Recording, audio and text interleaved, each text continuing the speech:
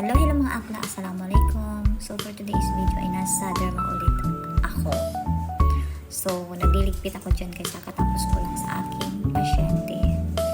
And there we go again. Tatlong department yung aking kinover. So parang paranoid ako, stress, pagod. But we don't have any choice kundi gawin yung trabaho natin.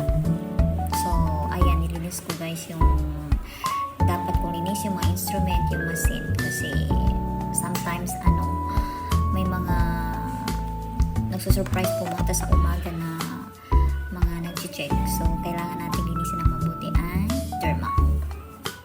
So, ayan guys.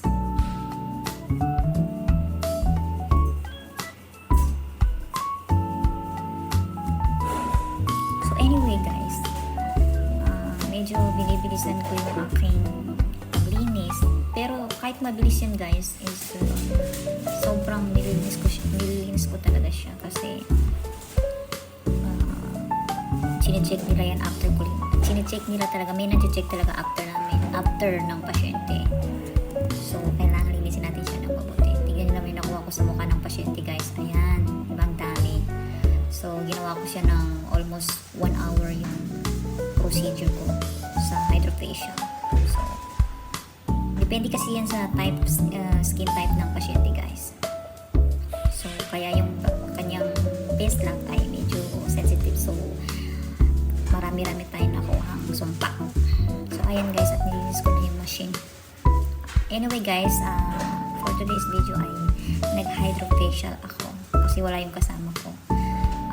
Dalawa lang kami may alam sa hydrofacial, kaya ngayon wala siya dito sa clinic, nasa ibang clinic siya, kaya ako muna yung mag-cover for 1 week ng derma.